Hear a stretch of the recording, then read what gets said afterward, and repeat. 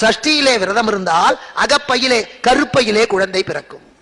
சஷ்டி விரதம் ரொம்ப எப்படி இருக்கணும், குழந்தை இல்லாதவங்க இருக்கணும்னா எப்படின்னா, எங்க வீட்டுல என் சகோதரி சஷ்டி விரதம் இருந்துதான் 90 நாட்கள் தங்க முடியாது இந்த கருப்பைன்னு சொல்லி 8 குழந்தை 88 நாள்லயே அபாஷனம் ஆனதுல 9வது குழந்தை வயிற்றுல செத்து போக அவ 10வதுக்கு சஷ்டி விரதம் இருந்தா. குழந்தைக்கு பால் ஊட்டுவாங்களே சங்கு பாலோடைமோ, அந்த பாலோடையில பாலை வச்சு முருகன் படத்துக்கு முன்னால வச்சு வணங்கணும். உப்பு போட்டு இன்னைக்கு சாப்பிடக்கூடாது. 6 நாள் இல்லைனாலும் அந்த கந்தர் சஷ்டி அன்னைக்கு உப்பு போட்டு சாப்பிடக்கூடாது. இது வருஷம் முழுக்க ஒவ்வொரு மாதமும் வருகிற சஷ்டியில புருஷன் பெண்டாட்டி 2 பேரும் இருந்து மாலையில அந்த பாலை மட்டும்தான் 2 பேரும் அன்னைக்கு குடிக்கணும், வேற எந்த ஆதாரமும் கிடையாது. அந்த சங்க யாராவது ஒரு குழந்தைக்கு கொடுத்துடுறோம், கொண்டு வந்து விடுவான் ஜாதி பார்க்காம. யாராவது ஒரு குழந்தை வீட்டுக்கு வரும், 11 சங்கு கொடுத்துட்டோம், 12வது சங்குக்கு ஆள் இல்ல. யாராவது வீட்டுல குழந்தை பிறந்தோ தேடி தேடி கொடுத்தோம், 12வதுக்கு ஆள் இல்ல. என்னடா பண்றதுன்னு நீ காலையில இருந்து யோசனை பண்ணிட்டு இருக்கோம்.